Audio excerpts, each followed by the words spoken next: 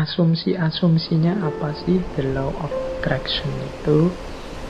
Jadi yang pertama, energi mengalir kemana perhatian seseorang tertuju.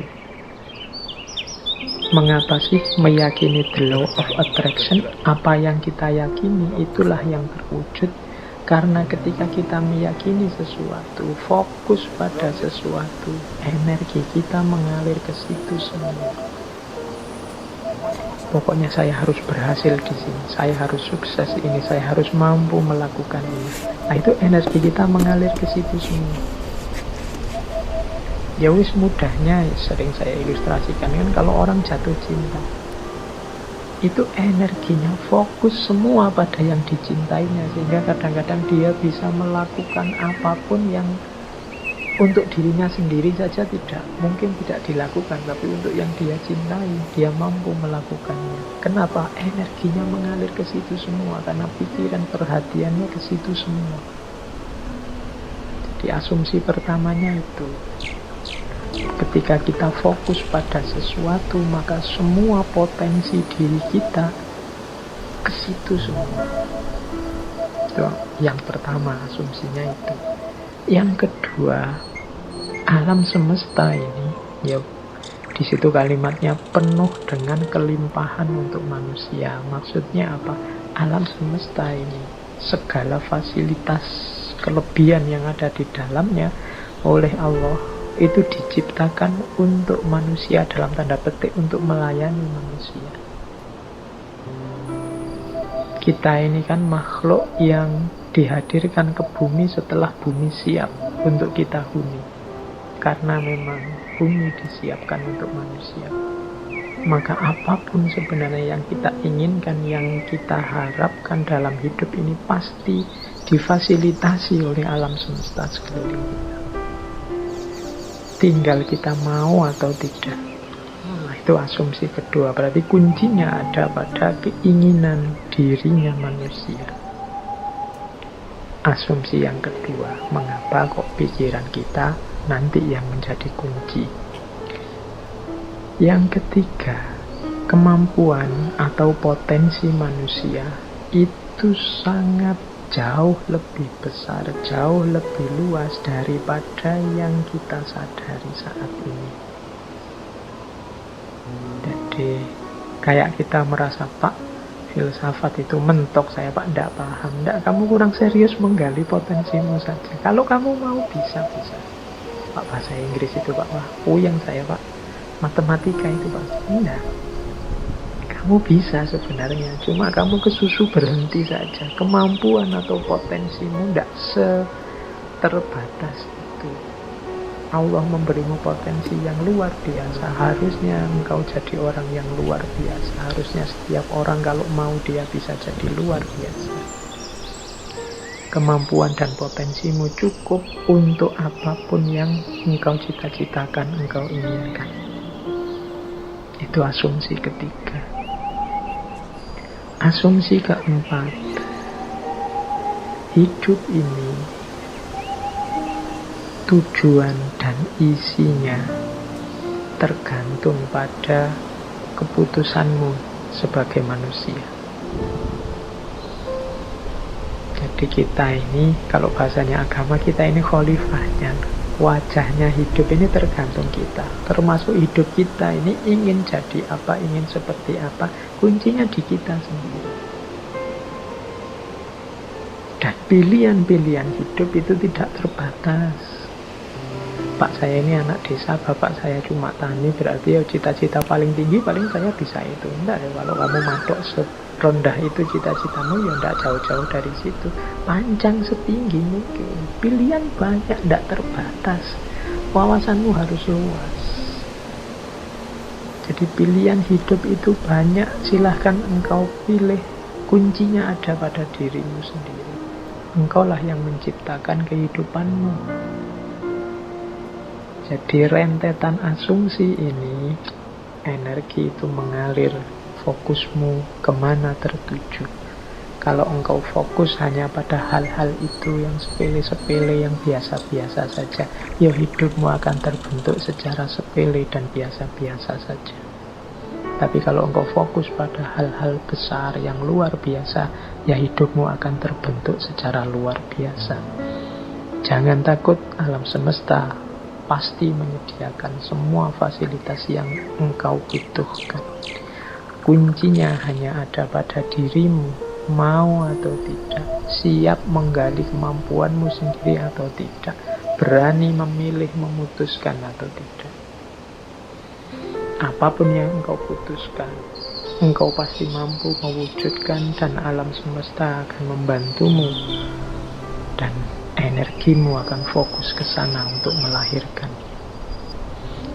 Ini asumsinya dari The Law of Attraction. Nah, sekarang prosesnya 6 langkah menuju The Law of Attraction tadi. Caranya bagaimana sih Pak? Biar yang saya inginkan kemudian benar-benar terwujud. Biar yang tadi saya niati akan saya wujudkan benar-benar hasil. Nah, ini ada 6 step, yakni dari berbagai sumber tentang The Law of Attraction. Yang pertama adalah mintalah apa yang engkau inginkan. Kalau dalam agama minta ini kemudian wujudnya jadi doa. Atau mungkin dalam bahasa yang berbeda, kadang orang pakai kalimat mimpilah, beranilah bermimpi.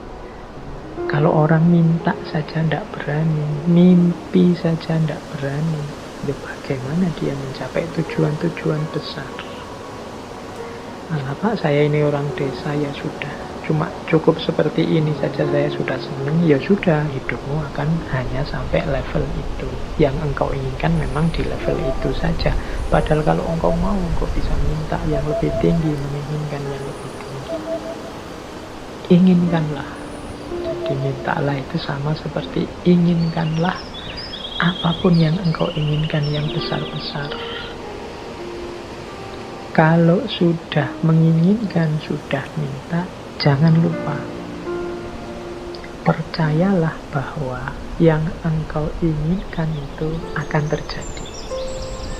Nah, ini yang kadang-kadang kalau dibaca sepele tapi dijalankan berat. Keyakinan. Saya sering menyatakan kita itu kalau berdoa kadang setengah-setengah. Setengah-setengah dalam arti kita sendiri tidak yakin doa ini akan dikabulkan. Jadi wong kita sendiri tidak yakin bahwa keinginan kita akan terkabul. Ya wes, tidak akan wujud wong kita sendiri tidak yakin. Kalau kita yakinnya 50%, ya wujudnya mungkin ya hanya 50% nanti buahnya. Jadi ini bagian dari The Law of Attraction adalah keyakinan kita, kemantapan hati kita. Saya Pak nanti pasti bisa dapat jodoh yang cantik, yang kaya, yang macam-macam. Tapi terus kamu sendiri yang mementahkan. Tapi apa ya mampu ya Pak, wong saya itu hanya orang desa, wajahku ya pas-pasan gini, ya mesti raiso Pak. Ya sudah, kamu sendiri pesimis itu ya tidak akan wujud. Engkau sendiri yang mementahkan doamu, engkau sendiri yang mementahkan keinginan-keinginan. Ya, alam semesta sekelilingmu, kemampuan potensi besar dalam dirimu yang tidak akan keluar. Kamu sendiri tidak ya. Kalau engkau yakinnya 50%, ya keluarnya 50%. Jadi yang kedua, percayalah, yakinlah bahwa apa yang engkau minta pasti akan terwujud. Nah, yang ketiga ini siapkan dirimu untuk menerima kesuksesan sebagaimana yang engkau minta. Kan? Ya kalau engkau minta, Pak, saya punya tujuan lulus kuliah yang paling cepat. saya ingin lulusnya saya paling awal dengan nilai paling tinggi.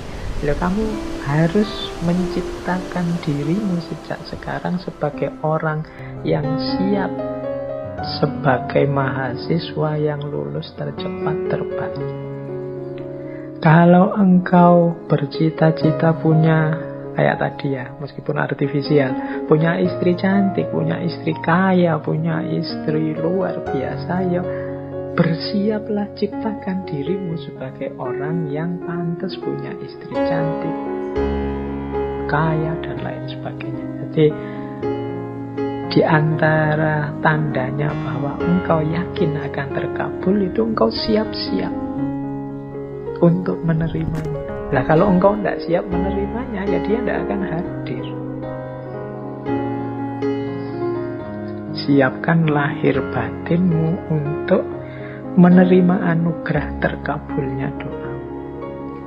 Tapi kalau engkau tidak siap lahir batin, itu ibaratnya wadah. Kalau engkau minta diberi air, misalnya, ya siapkan mangkok yang bisa menampung air. Kalau engkau minta diberi beras, ya siapkan kantong yang bisa menampung beras, kan itu. Nah, kalau engkau tidak siapkan kantongnya, tidak siapkan mangkoknya, air dan beras itu mau ditaruh di mana, ya dia akan lewat begitu saja dalam hidup. Jadi yang ketiga, siapkan dirimu untuk menerima. Mungkin engkau pernah berdoa, sebenarnya doamu itu kabul, tapi engkau tidak siap menerima, sehingga anugerah itu lewat begitu saja.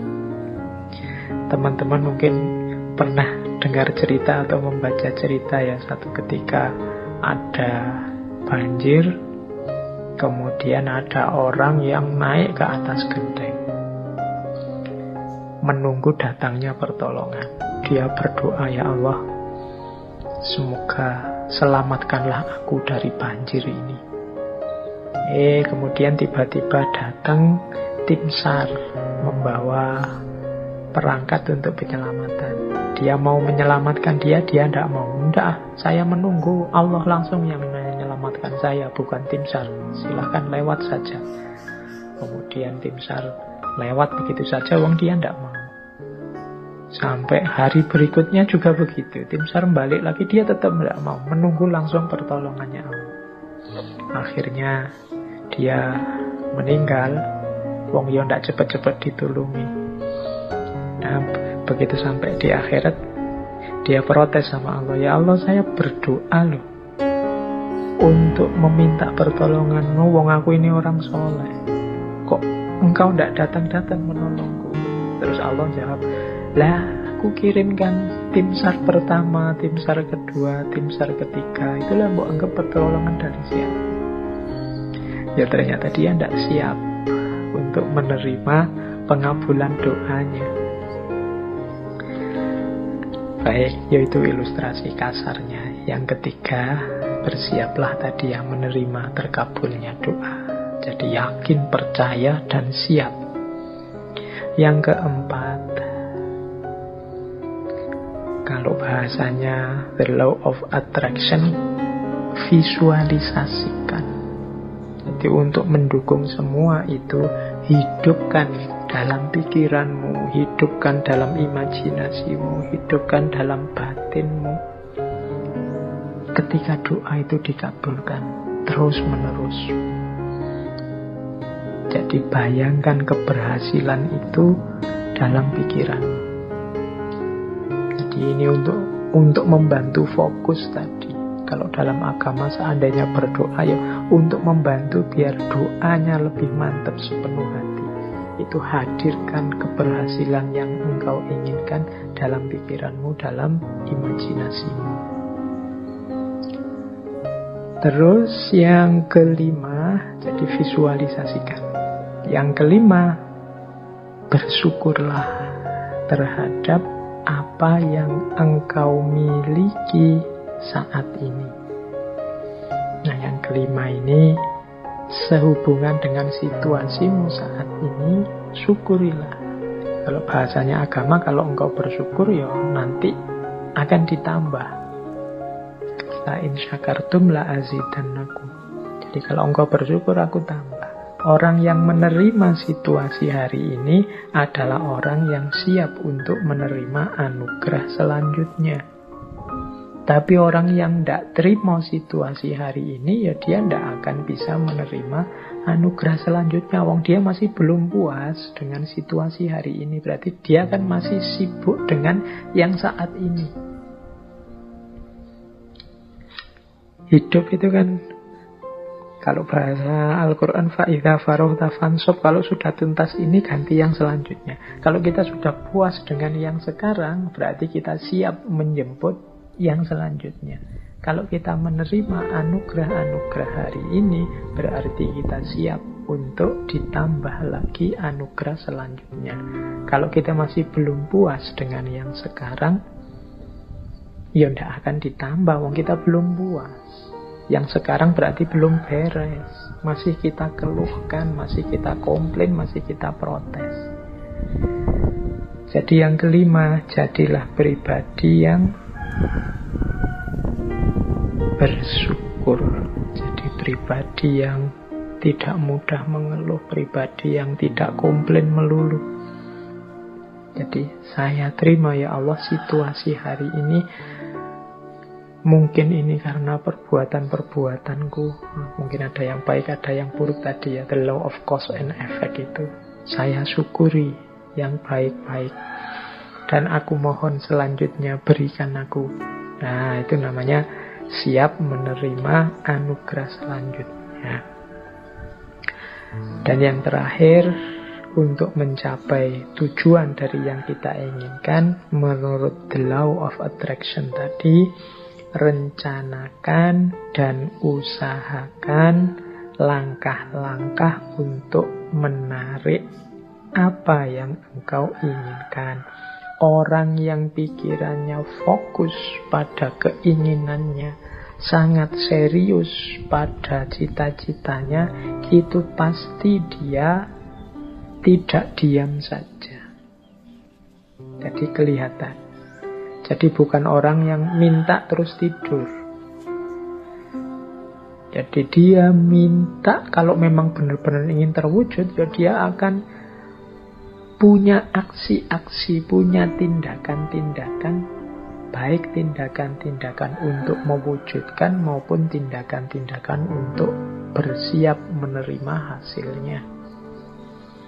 Jadi di yang terakhir ini sebenarnya sifatnya otomatis.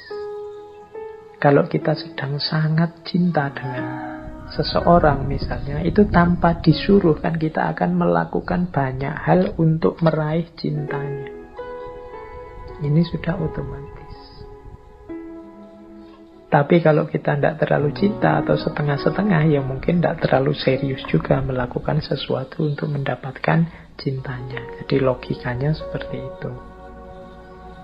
Kalau kita memang cinta sama Allah, tidak perlu diperingatkan tiap hari, tidak perlu diancam-ancam dengan neraka, tidak perlu diiming-imingi dengan surga.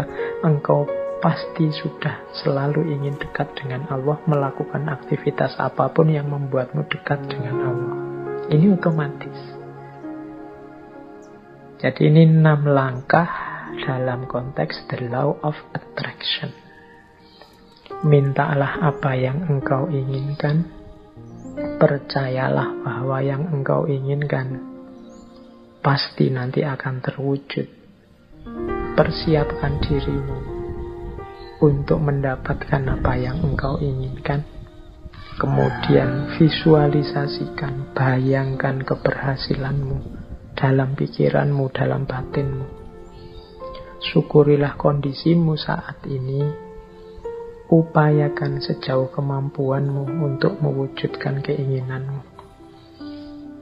Maka alam semesta, Allah akan memberikan anugerahnya mewujudkan keinginanmu. Itulah the law of attraction.